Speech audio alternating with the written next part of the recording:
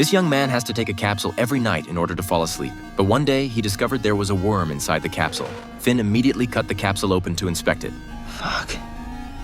The next day, that worm had actually grown several little tentacles. He handed the worm over to his biology teacher for testing. It turned out to be an ancient kind of fungus. It only grows on corpses. But this fungus supposedly went extinct hundreds of years ago. The teacher asked Finn where he'd gotten it. Finn lied and said he'd found it by the side of the road. Although the teacher was puzzled, he didn't press the issue. Then the teacher handed Finn a business card and said the person on that card was an expert in ancient fungi. So they followed the address on the card and found Anna. When Finn took out the clump of fungus, Anna could hardly believe her eyes. She immediately asked Finn if he had ever directly touched the fungus. Finn said he'd been eating it every day, that he'd found the worm in his capsule yesterday, and that his little sister was also taking the same capsules. Anna asked Finn if he had ever seen any monsters. She stared at him intensely, and both of their breaths started to grow rapid. Finn suddenly felt a wave of nausea. He spat out something that looked like crumbled tofu. It turned out this fungus was actually the raw material used to make a poison. Anna rolled up her sleeve and said she had only brushed that worm lightly, yet it had already left a scar along her arm. So Anna packed a few things and got ready to go to Finn's house to perform an exorcism ritual. But Finn was an atheist. He thought he'd run into a scammer and stormed out angrily.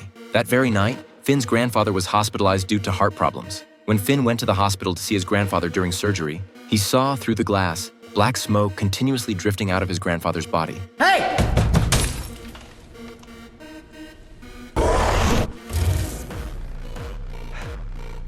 After all these strange events, he had no choice but to believe what Anna had said. So Finn invited Anna to his home. The moment Anna walked in, she said there was something terrifying hidden behind that wall. Once the equipment was set up, Anna warned everyone that no matter what they heard, they absolutely could not open their eyes or respond. Then Anna covered her head with a scarf and held everyone's hands. With Anna's chanting, the instruments quickly began to react. Suddenly, a demon wrapped itself tightly around Anna. Just then, the lights in the room suddenly flashed on. It turned out Finn's parents had come home. Anna insisted the ritual had to continue. But for his mother's safety, Anna's son pulled her away from the scene.